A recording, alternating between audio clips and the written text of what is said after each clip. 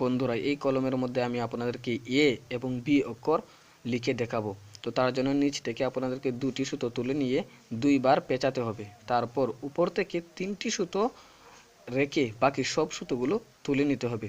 তুলে নেওয়ার পর এভাবে ঠিক 5বার যদি পেঁচিয়ে নেন তাহলে আপনার লেখাটা অনেক সুন্দর হয়। তাহলে একবার পেঁচিয়ে একটি সুতো নিচ থেকে একটি সুতো তুলবেন, তারপর আবার পেঁচিয়ে আরেকটি সুতো তুলবেন, তারপর আবার পেঁচিয়ে ঠিক আরেকটি সুতো তুলবেন, তারপর আবার দুইবার পেঁচ দিবেন।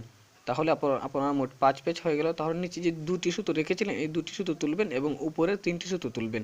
তারপর মাঝখান থেকে আবার 3টি সুতো তুলে নেবেন এর মধ্যখানে দাগ দেওয়ার জন্য। তো আমি নিলাম 3টি সুতো তুলে নিলাম। তারপর আপনারা এখানে 2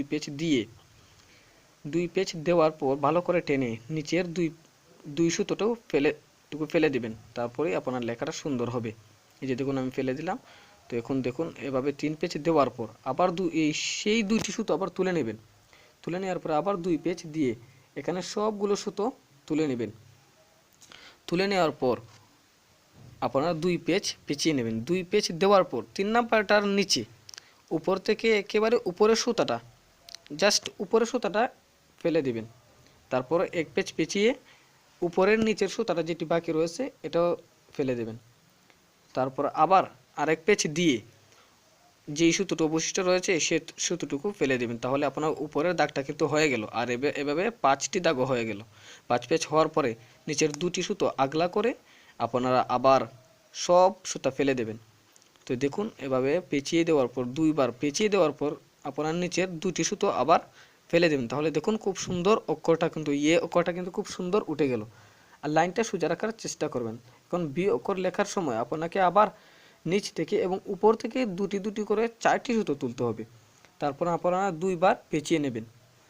2বার পেঁচিয়ে নেওয়ার পর সমস্ত সুতোগুলোকে তুলে দেবেন। তুলে দেওয়ার পর আপনারা এবার 5বার পেঁচিয়ে নেবেন। তো দেখুন আমি 5বার পেঁচিয়ে নিচ্ছি।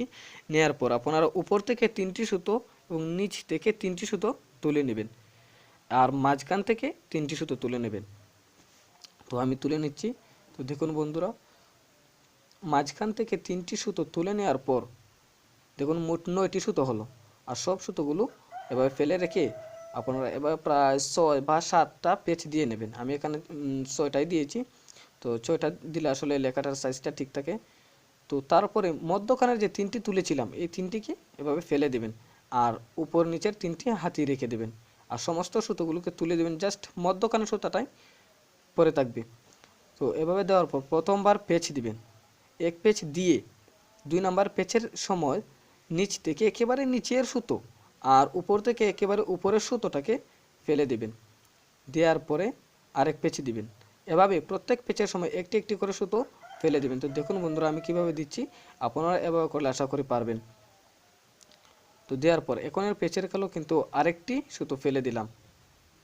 সুতোটা দেওয়ার পর উপর থেকে আরেকটি ফেলে দেবেন। তারপরে রইল একটি করে 2টো সুতো বাকি রইল। তো লাস্ট সুতোটাও ফেলে দিলাম, উপরের সুতোটুকু ফেলে দিলাম।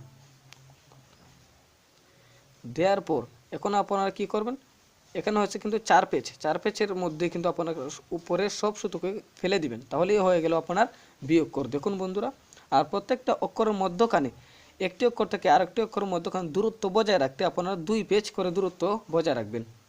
তাহলে আপনার লেখাটা খুব সুন্দর হবে। এই যে দেখুন এখানে আমি ই অক্ষরটা আগে থেকে লিখে রেখেছিলাম। তো ই আর বি